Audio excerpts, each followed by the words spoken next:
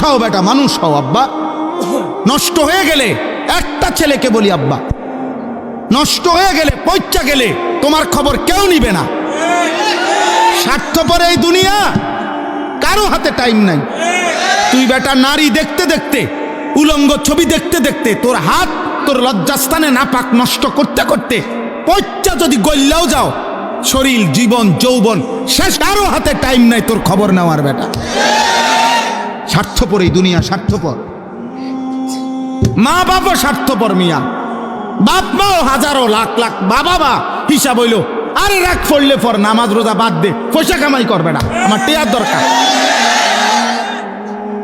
টেয়ার দরকার বেটা, টেয়া দে, সোজা কথা। এরপর তুই মানুষ নাও মানুষ, এটা পরে চিন্তা করুন। কিসের নামাজ, কিসের আল্লাহ খোদা, আমার টেয়ার দরকার, টেয়া দে।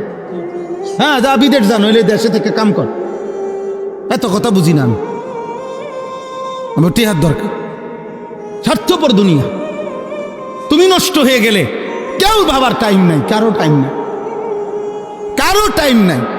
পয়চা গল্লা যদি চরিত্রহীন হয়ে যায়, অনেক ছেলে তোমরা তো এই সুযোগটা পাইছো আব্বা, মা বাবার খামখেয়ালি, অভিভাবকের খামখেয়ালি, পরিবারের বন্ধন ছুটে গেছে, যার কারণে আজকে তোমাদের অসংখ্য ছেলে রাত দিন গুনাহ করার পরেও তোমাদেরকে টেনে ধরবে, ফিরাবে, এমন অভিভাবক অনেকের কপালে জোটে নাই। 365 দিনে খুদার 1 বছরে নামাজ পড়ে নাই একদিনও ফজরের নামাজ, কিন্তু মানুষরূপী এই হাইওয়ানকে, আহারে তোর কপালে একটা মানুষ জোটে নাই যে তারে হাত ধরে বলবে, কিরে আব্বা তুই কোনোদিন ফজর পড়বি না?